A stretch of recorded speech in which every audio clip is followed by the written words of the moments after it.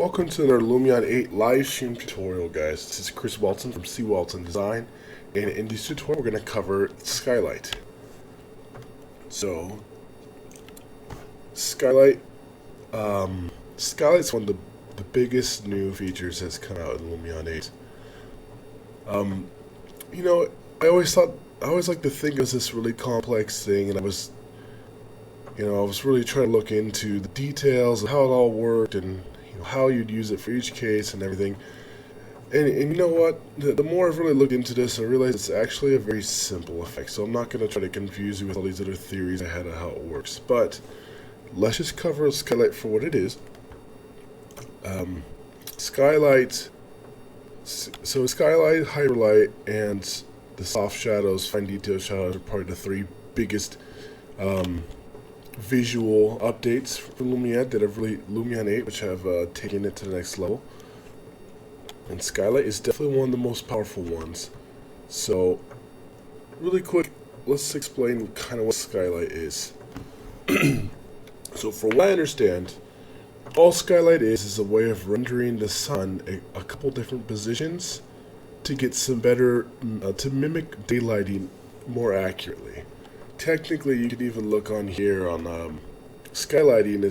Skylight is an old render, it's kind of an old render term that's been used for a bit. Where it talks about this dome and how we're able to more accurately simulate the sun. I don't really understand it too much. And you know what? The good thing about Lumion is you don't have to understand how it works.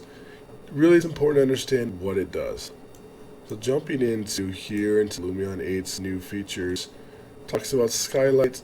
It explains it as an advanced daylight simulator for softening and dispersing the scene's environmental lighting through that method kind of shown before. So in this shot here, this image, I actually know how to mimic that image. Maybe I'll try it in this tutorial. I'm pretty sure they use this snow tool, the snow effect, turn off all the regular snow stuff but make everything white, and then render the skylight to really see the sky, the lighting effect. And the big thing you're going to notice, layman's terms, Skylight will add blue to your shadows. It'll kind of soften in your lighting and add blue. Granted, we can control all of that, but in a way, that's kind of what it does. And in real life, that's kind of how light looks. There's a lot of blue in natural lighting. There's a lot of blue haze. There's a lot of just kind of a bluing in everything. And what Lumion can do now is mimic that better with this skylight effect. So let's jump into Lumion here. And now I'm tempted to try that effect here, so maybe I'll try it on this one. This looks a little blurry as the field on here. Okay, so I'm pretty sure that if I use this, so Skylight's already on. You'll notice Skylight, Hyperlight, soft shadows. These all come in the templates here.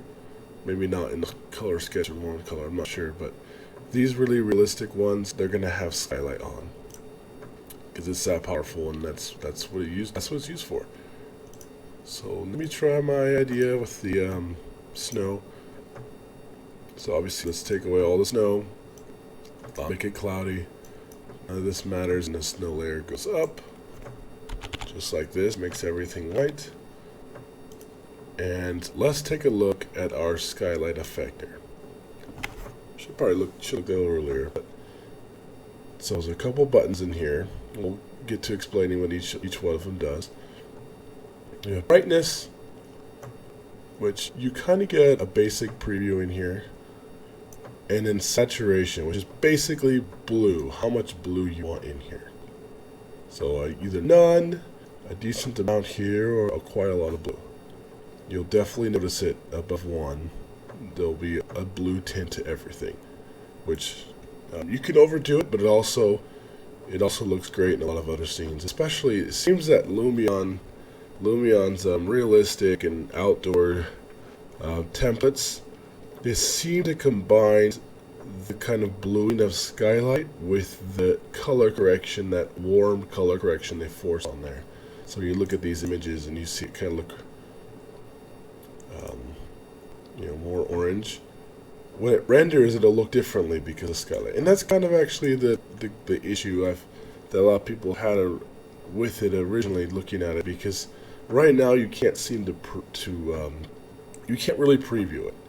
You're gonna hit render and it's not going to look like what you expect. Let's try this right here, and I'm gonna try Skylight right now. I'm gonna turn the saturation up, quite a bit up, and when we hit render, it looks like this. That looks great. When we hit render, I can guarantee you that it's going to look quite a bit different. So let me do a Skylight folder here.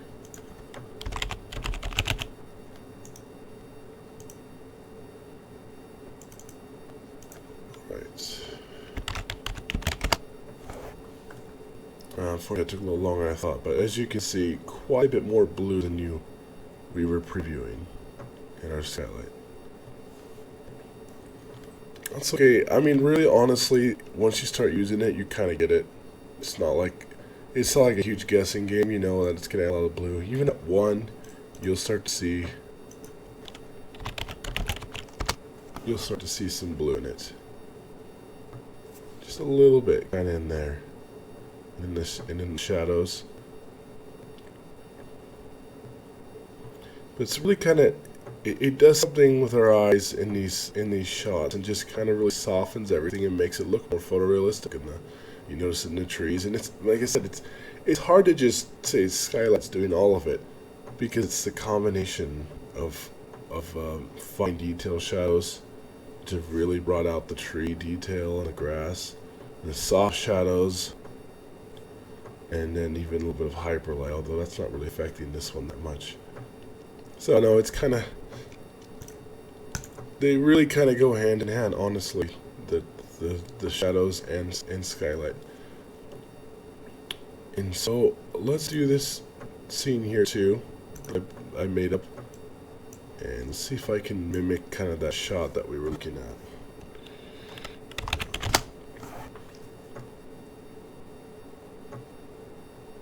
Yeah, I mean, I think that's about it. There's not quite. Let me turn the saturation up. Maybe cancel that. Sorry, guys. Let's turn the saturation all the way up, and we're going to really, and even brightness, and we're going to really see something similar to that shot, I would think. Yeah. So there's the blue kind of affecting all of this. Obviously, you turn off the snow effect to really see. So, I mean, there's a cool way of checking out your lighting. There's a lot of ways I've recommended testing your lighting in interiors and exteriors before you really set the materials up, or even effects.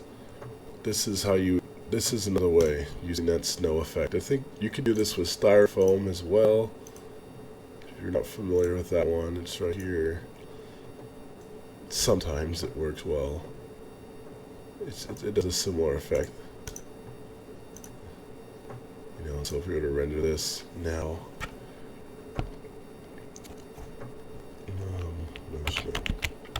never super creative on these names.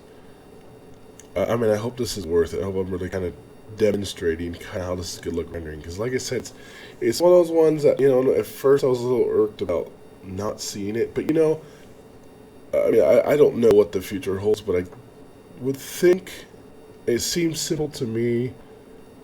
But I would think that you'd be able to, not quite as much blue as you would think, but there's definitely blue up here in these shots here. But I would think that they might be able to in the future implement something that balances, that previews it better. It is a complex process. I mean, we got that fine detail shadow. It doesn't even really look like, it looks way better than that when you render. But that preview lets us know kind of an idea what it's going to do. I mean, I hope they do something like that. So, yeah, so there's that. And really quick, I'm going to cover these two, what exactly they do. I actually did a couple test renders here, so I can kind of walk through what each one does. I did some examples. So for brightness, So this, I'm going to start with this shot here from the same scene. This is brightness set to 0. And then it's brightness set to 0.5, 1, 1.5, and maximize it to. I don't have the sliders this time, but definitely very stark with it off. But no, honestly, I haven't seen brightness make too much of a difference. Obviously, if it's this low, it makes a big difference. But so that's brightness. That's a preview I can give you of what a brightness slider looks like. And now let's look at the saturation, which you guys are already getting an idea. Here's set to 0, very orangey because of that color correction that's already set. A little more blue. This is set. This is 1, 1.5, and 2. So it's actually still actually look as blue as I would expect, but I'm pretty sure that the brightness level is set to 1, and on the other one, the saturation was set to 1 this time.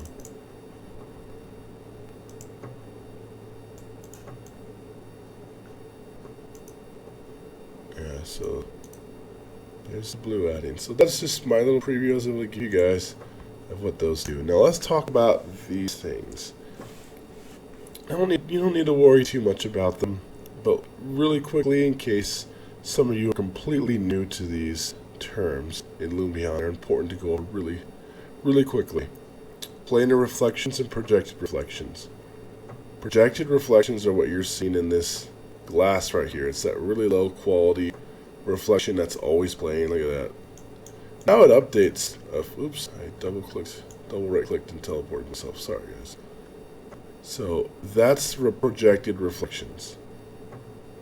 In fact, it is, in case you didn't know, it's controlled by this sphere found in the utilities lights, all the way at the last tab, reflection control.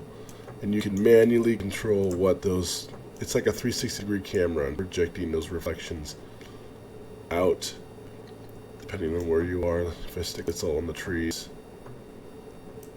you'll see. Oh, I shot it way far out there.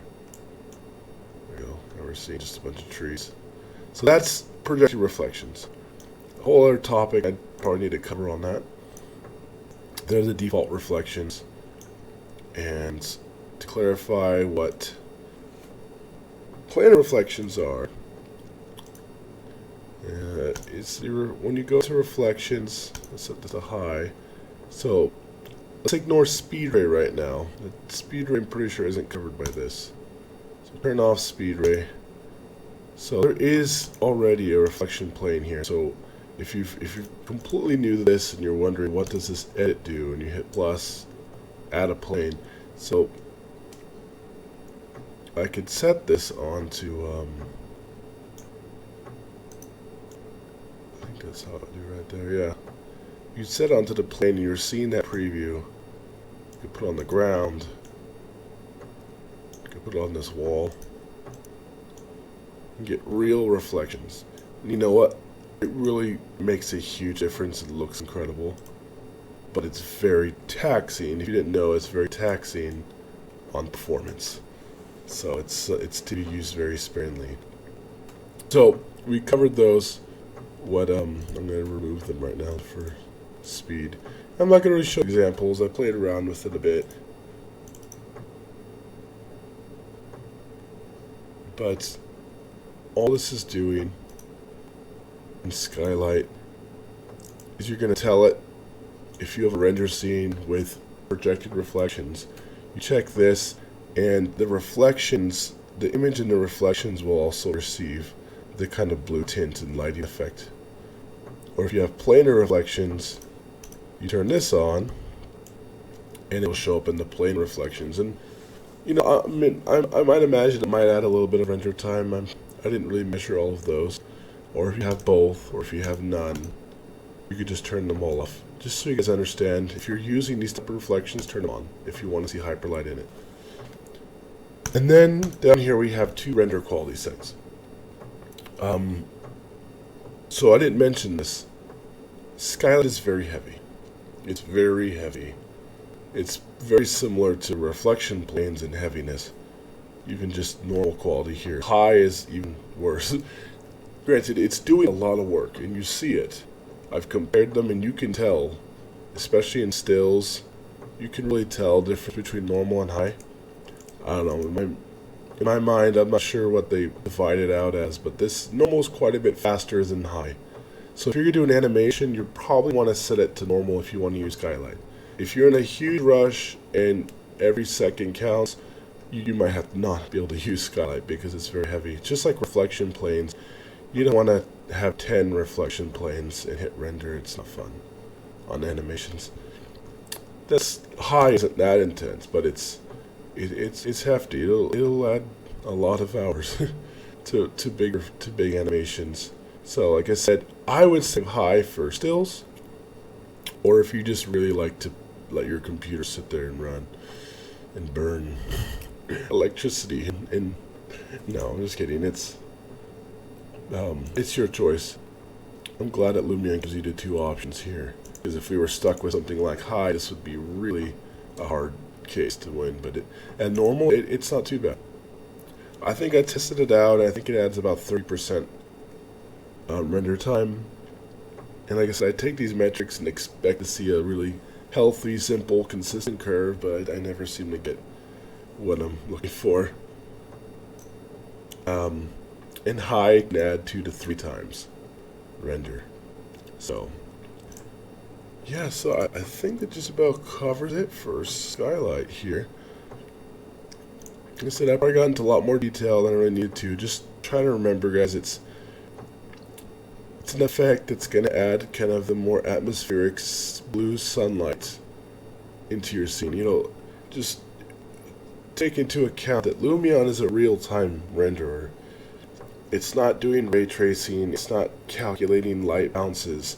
That's what makes it fast. It has its weaknesses, or it has its shortcomings. And so these things are just little things we can tack on to help get closer to that realism when we want it. If you want fast renders, you don't have to use Skylight. You can still get great results with all the other ones. But Lumion keeps giving us more, better ways to achieve that look when we want to get to it. It just happens. It comes at a price. Graphics cards will get faster over time, and Lumion will probably get quicker in their engine. Right now, it's powerful, and it's a little bit taxing. But the results speak for themselves. You just watch that Lumion 5 release trailer. You just play through any of these. I mean, I'm still baffled by this scene here. How I can just go here and hit render on this one frame. It's a test. And just get this quality. I think I played the settings a little bit, but the stuff, it speaks for itself. Yeah, that about covers it for Skylight, guys. And this is my last Lumion. I've covered all the features now for Lumion 8. I waited to the very end to do this one because I really wanted to make sure I understood it, and still don't fully understand it, but I kind of know how to use it. And you guys will figure it out when you play with it too.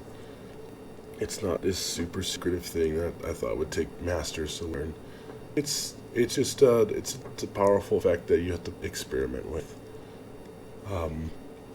If you'd like more content like this, please subscribe, like this video, and leave a comment for any other questions concerning this video. I'll try to answer them, or any other future tutorials, because I'm working on more, guys. So that'll cover it. Thanks for watching, and until next time, guys.